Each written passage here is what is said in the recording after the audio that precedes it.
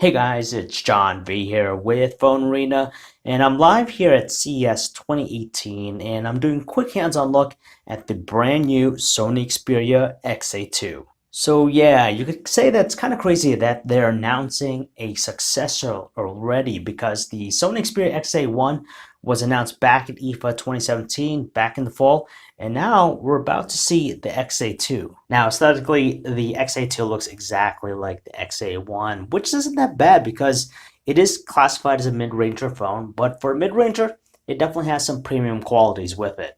Like, take for example how it has those anodized aluminum sides and has those diamond cut finishes on the top and bottom edges. So it's flattened on top and bottom, so you can technically prop it up by itself. And on top of that, the phone is pretty easy to manipulate because of its size. It's not overly large like these big handsets we're seeing. It's pretty compact, and the nice thing about it is that you could actually use the phone with one hand with ease. And it's pretty comforting to know that it has a premium look and feel to it. So while the phone looks exactly like the XA1, the Xperia XA2 actually has a lot of changes under the hood. For example, you now have a smaller size 5.2-inch Full HD display. It looks nice, it's detailed, it's crisp.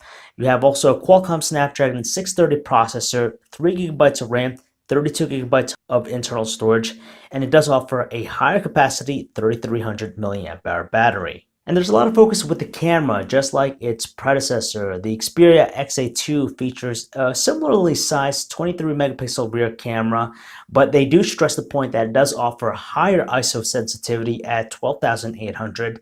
And for those who love slow motion videos, the Xperia XA2 can capture it at 120 frames per second. On the flip side too, the phone offers a compelling front-facing camera. The biggest thing about it is that you could capture more with it because it does offer a wider 120-degree sensor, so now you can squeeze in more people into the frame. So in my quick look at the Sony Xperia XA2, it does look and feel pretty polished.